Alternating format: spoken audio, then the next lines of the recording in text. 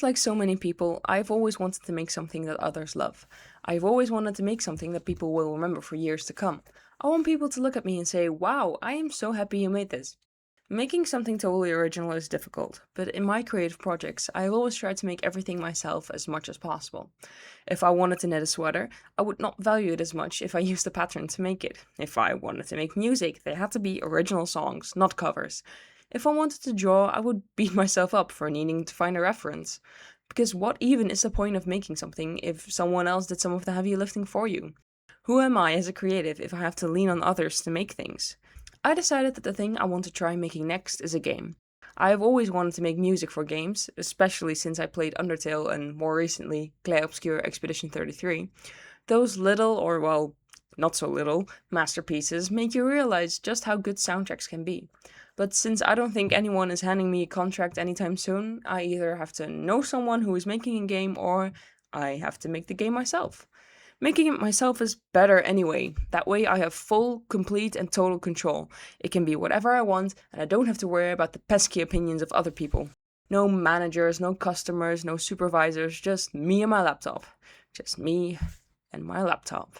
I have never been someone who shares their creations. Besides posting music on Spotify, I have never put any of my work out there. And believe me, putting anything out into the world at all was very scary, and I had to resist deleting my entire Spotify account multiple times. So for anything else, I don't share at all. I'm just waiting for the final best work that I make, my magnum opus, my masterpiece, my ratatouille, you get the point. And then, and only then, I can share it with the world. Until then, I must work in the shadows, alone in a workshop. Nobody can see my mistakes and nobody will know how I made it. I want to be an artist, and artists only show people their best work with no flaws, perfectly presented just how they want it. Right? At the end of my college degree, we had to take a minor in order to graduate. Initially, I wanted to pick an easy minor with easy credits, so I can just do what I actually want to do and shove all the minor obligations into a stressful Sunday night every week. So I perused the list of minors until I found a few that fit the criteria. A lot of them had only 1 day mandatory attendance per week, then seemed easy enough to complete. But there was also one minor that felt like it should not have been on the list. This program was saying that during its course you could do whatever you want. They were essentially handing out half a year for free. Wanted to finally learn Spanish? Go ahead. Want to travel to France to meet your long lost family? We can do that. Want to do a creative project you otherwise would have no time for? This is the place for you. It sounded too good to be true, but sure enough, my bachelor's program allowed for the course in its free section and I signed up immediately. As an afterthought, I also signed up for Western Artworks in case this minor fell through. But it didn't. There were enough places and I was given a spot in the creatives class. The first weeks of the minor were, different from what I'm used to. I am so used to hard deadlines, pass or fail, harsh feedback and internships. Instead, we got 2 lovely professors who were just there to help you and make sure the way you hand in your project is actually eligible for those sweet, sweet college credits. Every week we had a meeting with our classmates, followed by one of 3 workshops you could pick from. One of the first workshops I picked was a workshop which talked about the importance of showing your work. I had taken this workshop to see if they had any advice on asking good feedback, which, in my reasoning, is what showing your work to others is all about. He initially didn't talk too much about himself because it isn't about me, it's about you and your project. He shared some ideas with us which he found inspiring. The whole idea of showing your work even if it isn't finished yet. Even if it isn't finished yet, why on earth would I want to do that? Nobody wants to see the icky gross works in progress with no context or explanation. What we want is the final product wrapped up in a bow with an inspiring story behind it. Have you ever watched any how it's made videos? Any behind the scenes videos? Don't we all look forward to watching the actors fumble around on set after watching a particularly serious film? I know the first thing I did after watching a movie was go to the menu and put on the making of or the bloopers. Taking a peek behind the curtain is something everyone wants to do. Our professor took a page from his own book and showed some of the work he had done. He had also done the same minor program once, and he showed some pictures of him struggling and working on his project. And I wanted to see more. I wish there was a full-length film we could watch. It was really fun to see. Initially, I didn't want to share any of my ugly process because it's just that, ugly. But if I never show any of the ugly parts, why should I expect others to do so? At the end of the workshop, I mulled over the idea of recording my progress after all. Maybe I wouldn't actually post it, maybe I would, but recording it seemed like a good step in the right direction. I continued working on my game, jotting down ideas in my notebook, sometimes screen recording what I was working on. One evening, I was watching a panel in which the cast of one of my favorite shows at the moment, The Amazing Digital Circus, answered questions from the fans. I had started watching the series recently and absolutely loved it. I also loved watching the videos of how people animated certain scenes, seeing the rough edges of their works in progress. Sometimes they showed off how they got a shot to look good while cheating the camera a bit.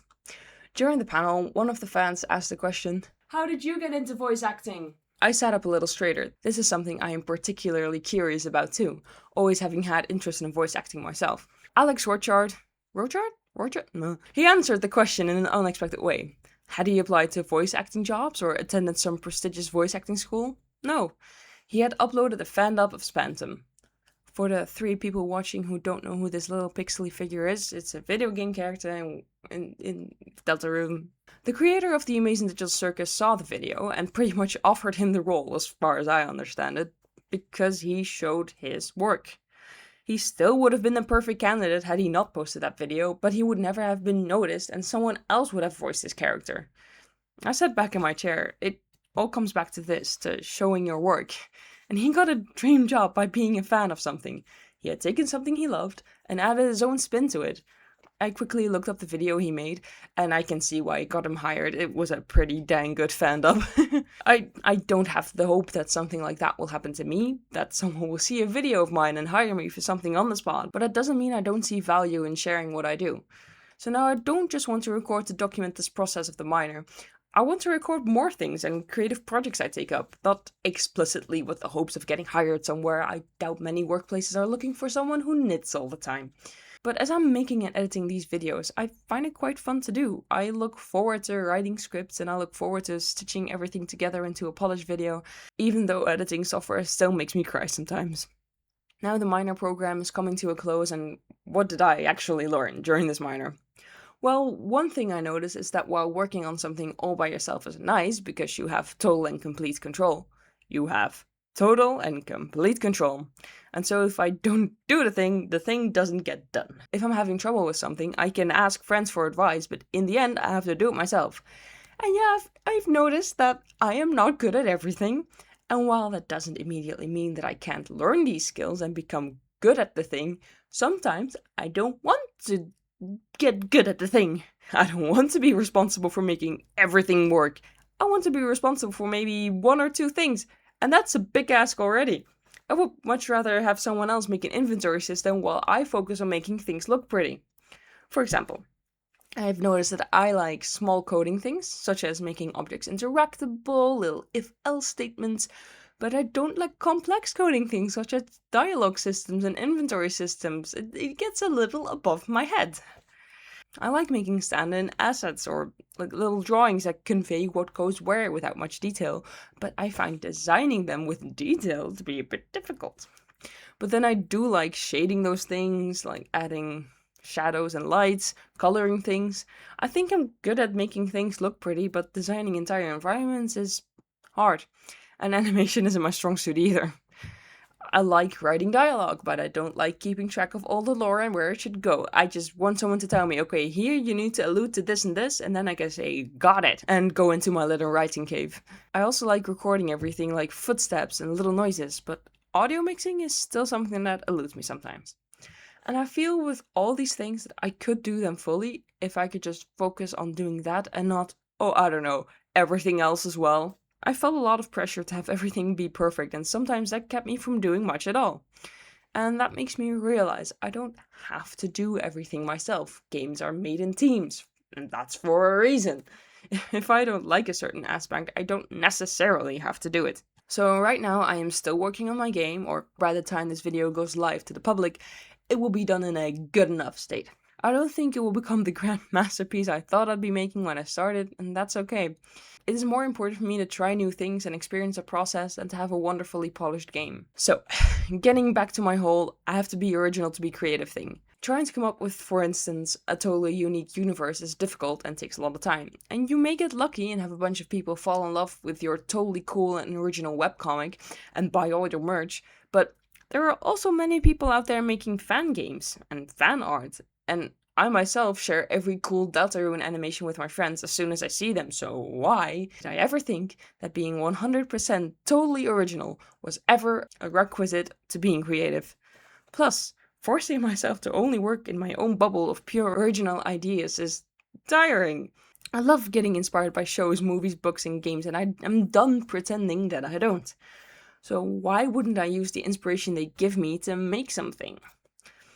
Let's rattle off a little list of things that I like right now. Amazing Digital Circus, Freewind, The Hunger Games, FNAF, The Mistborn Trilogy, DOA, Knitting, Crochet, Sewing, Cosplay, Deltarune, Undertale, Animal Crossing, The Legend of Zelda, Lord of the Rings, and many more things that I'm forgetting right now. And chances are, you like some of these things too. So if I make something inspired by something you like too, doesn't that just mean the chances of you liking what I made are a bit bigger? And like, take cosplayers. Do you know how much dedication goes into some of these costumes, or let's call it what they are, pieces of art? And you're telling me that all that effort is wasted because they didn't think of the character themselves? They may not have designed the character themselves, but they decided, hey, I like this thing and I would like to make it. So then you have to pick the fabric, figure out the patterning, somehow figure out how to actually make the thing, and then make sure it fits and that it doesn't fall apart.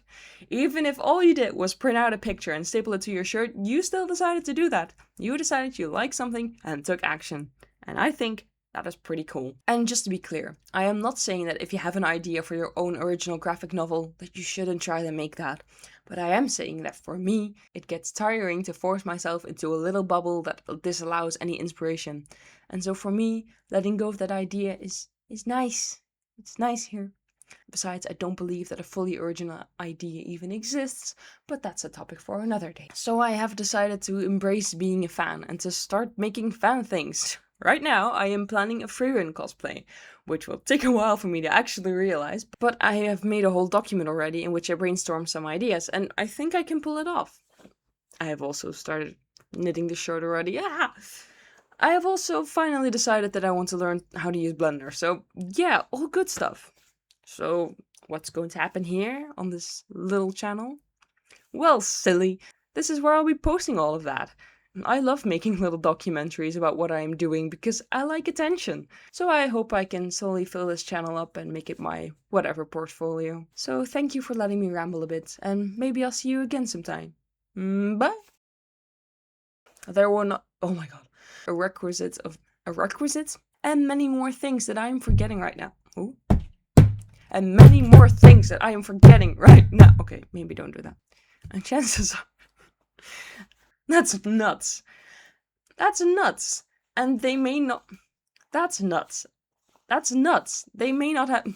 And just to be clear, just to be Clara, I am not Clara. Hold on. I have made a whole document already in which but I have. But